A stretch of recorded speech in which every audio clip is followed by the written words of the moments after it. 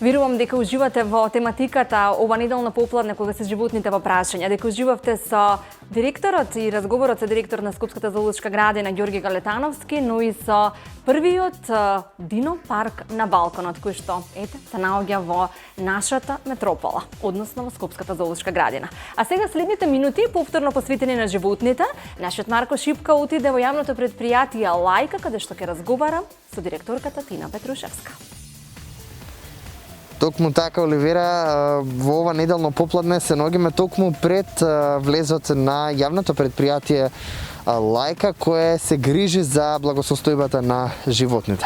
Тоа ќе го докажеме токму денеска во ова магазинско ново издание на Маестрално, каде што ќе разговараме и со, како што најави ти, директорката на токму предпријатие Тина Петрушевска. Овде ќе не дочека на вистина прекрасна атмосфера. Гледате и сами позади нас голем број на кучиња кои се токму тука на заштитено и реално безбедно место.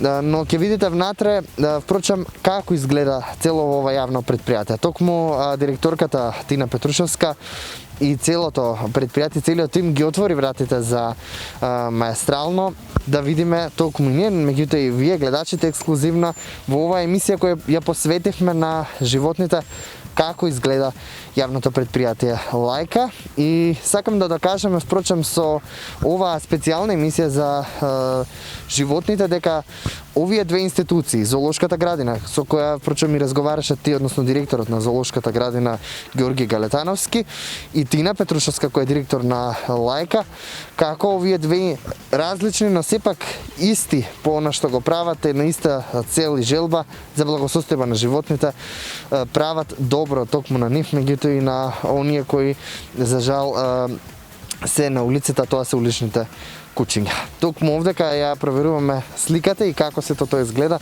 на само 5 месеци од како е отворена токму Лајка. Меѓутоа, пред да влезам натре, ќе најавам накратко еден прилог кој го подготвија токму Лајка, односно ќе имате можност да погледнете приказната за кучето Бошко и неговата трансформација од тоа како беше најден на апсолутно запуштено место, се до тоа како беше и вдомен ова куче. Во продолжение гледаме трансформацијата, а додека оди истата, ние одиме токму во Лајка на разговор со директорката, од каде што повторно се вклучуваме.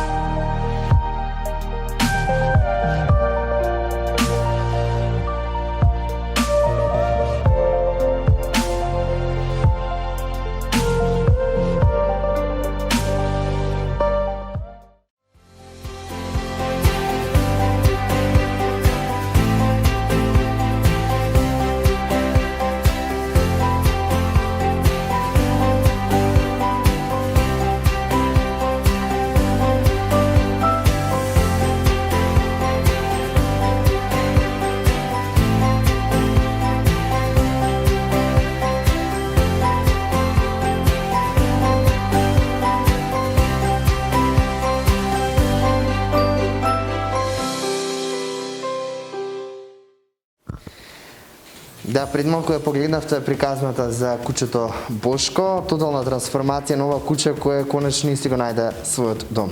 Во ова емисија, како што видовте и претходно, разговаравме во студио со директорот на Зоолошката градина Ѓорги Галетановски и практично посветуваме целава емисија токму на животните, а целта е дека токму овие две институции можеби се различни, но со една иста цел благосостојба на животните. Разговарам со директорката Тина Петрушевска од јавното предпријатие Лајка. Во студио ни е директор на Зоолошката, како што кажав, една прекрасна институција, меѓутоа мора да ги потсетиме граѓаните дека постои исто така една убава институција, едно јавно предпријатие кое веќе 5 месеци од прилика се грижи за благосостојбата на животните. Вдомени навистина голем број на кучиња, за тоа ќе разговараме во продолжение. Најпрво, како сте? Ви благодарам што денеска одлучивте да одвоите од вашето време и да бидете наши гости.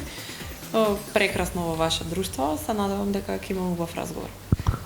Кажете ми од на самиот почеток, од кога имате љубовта кон животните воопшто пред нормално и да бидете на оваа функција? Претпоставувам дека тоа е нешто вродено, меѓутоа секако и домашното воспитување и духот во кој што ве едуцираат блиските, претпоставувам дека си играа голема улога. Моето семејство сите се големи љубители на животни. Колку ве исполнува оваа функција како директорка на јавното предпријатие Лајка и сева оваа атмосфера која видовме, која не дочека токму куќето Лајка, впрочем и која е и крстена токму оваа јавно предпријатие? Така, за да помагате, да имате можност да помагате, особено на оние кои што се безгласни, а тоа се бездомните кучиња во случајов, е навистина голем благослов. Менаџирањето на институција која што досега никогаш не постоела и креирањето на истата од нула буквално беше огромен предизвик лично за мене. Посебно затоа што во минатото знаев како функционира претходно стационарот кој што беше на истата оваа локација, така што сега кога имам можност лично јас да бидам инволвирана и да го дадам целото мое знаење и искуство, а секако труд и енергија, верувам дека работите веќе се гледа дека се многу подобри и нормално целиме кон намалување на бројката на бездомни кучиња на улиците. Напоменав дека помина 5 месеци од отварањето на Лајка, сите тие, да речам, и фамозни информации кои беа излезени и негативни, меѓутоа има секако најдоброто што има повеќе се позитивни. И тоа го докажуваме токму во овој момент. Гледачите ќе имаат можност да видат, впрочем, колкава е Лајка и впрочем што се работи овдека, иако не сакате нормално многу да се фалите, тоа е нешто што треба да биде така. Помина 5 месеци, како сте и колку сте задоволни и дали целите и плановите кои ви беа на почетокот ги имате изреализирано досега и што е следно? Така, многу добро прашање. Секако, секогаш постои можност за подобро. Искрено, јас сум многу задоволна од начинот на кој што се изведуваат вдомувањата и од бројката на вдомени кучиња. Значи, во Скопје, односно, има вдомувачи, Скопјани активно вдомуваат, активно помагаат во споделување на постови за објави, така што сметам дека полека, но сигурно градиме култура за вдомување на бездомни кучиња и во таа насока сакам и да продолжиме. До сега морам да кажам дека имаме над 70 кучиња вдомени. Голем дел од нив не сме ни стигнале да ги објавиме затоа што обртот, односно бројот на кучиња е премногу голем кој што влегуваат и излегуваат, да кажеме, од прифатилиштето. Голем дел од нив и не ни стигнуваме да ги објавиме од причина што имаат своји ајде да кажеме граѓани во малата кои што се грижат за нив, па од кога ќе завршат со процесот на кастрација, микрочипирање, вакцини и слично, ние ги враќаме на истите локации. Во таа насока сакам да кажам дека имаме остварено навистина прекрасна соработка со граѓаните и креиравме на еден регистар на граѓани кои што се грижат за бездомни животни, така што во секој време имаме контакт и можност, доколку имаме некаква информација или нешто се случува со некој куче, слободно можеме да искомуницираме со граѓаните и да знаеме што точно се случува. Спомнавте дека и со граѓаните секогаш сте поврзани, впрочем и тоа е целта, јавно предпријатие. Кои се следните чекори и какви впрочем кампањи подготвувате во овие веќе пролетни денови кои ни доаѓаат и нормално јавното предпријатие Лајка во која насока понатака размислува за овие улични кучиња? Така, јавното предпријатие морам да напоменам дека е формирано со цел да се контролира бројката, односно популацијата на бездомни кучиња на улиците. Во рамките на самото предпријатие функционира ветеринарна служба и прифатилиште. Оној дел кој што им е достапен на граѓаните е вдомувањето, кое што најчесто се врши во паркот за миленици или во собата, односно просторијата за средби во администрацијата. Сакам да кажам дека особено им посветуваме внимание на вдомувачите и на тоа каде одат и во кој дом кучињата, и речиси сите термини за посети се резервирани токму за нив.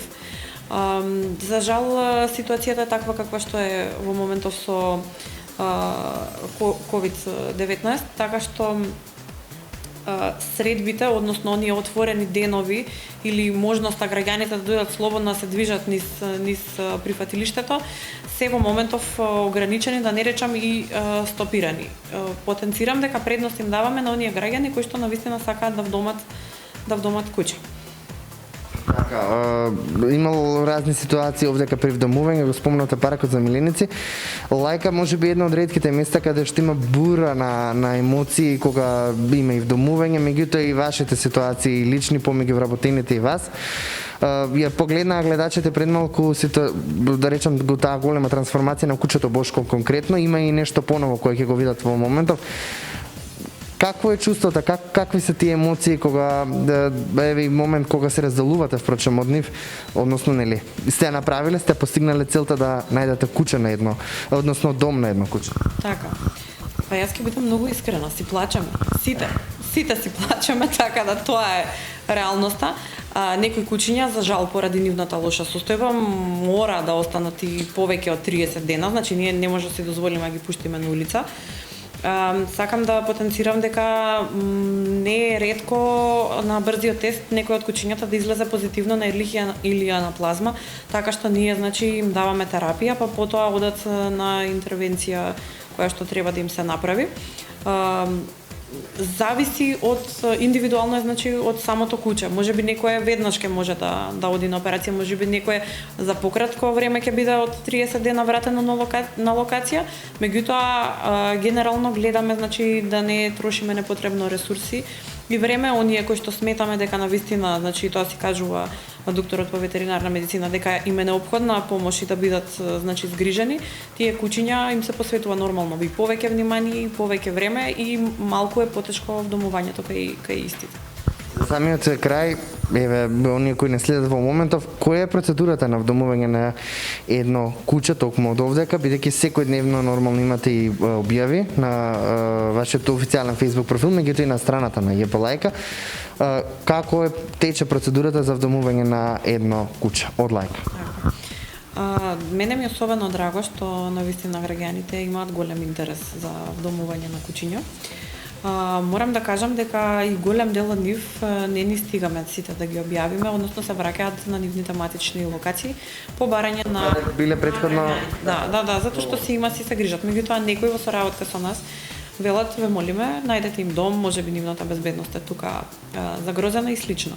Доколку некој се одлучи, да речеме за конкретни две кучиња од нашата страница, се јавува првично, односно испраќаат мејл на vdomi@laika.com.mk со тоа што администраторите значи веднаш му испраќаат прашалник каде што има одредени прашања во однос на тоа колку би се грижил за куќето, како би се грижил, какви услови има, што би се случило доколку не може понатаму да го чува и од тој тип се прашањата. Значи доколку сметаат од одделот за вдомување дека прашалникот е во ред, се повикува лицето да дојде, значи да ги посети 1, 2, 3, можеби некогаш и во предвид ќе дојде некој куќе кој што не го забележал на социјалните мрежи, меѓутоа ќе го види овдека, па едноставно ќе им се поврзат енергиите и ќе свати дека тоа е неговиот иден најдобар пријател.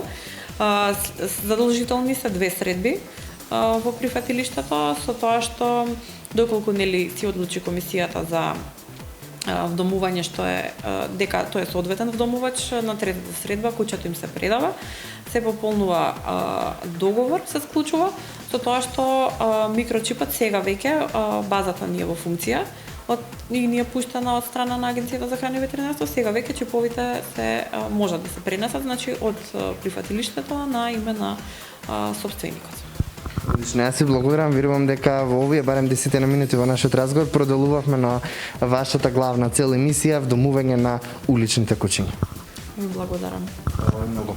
Тоа беше разговорот со директорката Тина Петрушевска. Ние продолжуваме и понатака да ги следиме токму овие институции, како и зоолошката, меѓутоа и сите оние кои се грижат токму за благосостојбата на животните. Верувам дека сите вие кои што го следевте разговорот со Марко и со Тина, ќе добивте желба да вдомите животинче од јавното предпријатие Лајка и дека тоа ќе го сторите уште од утре.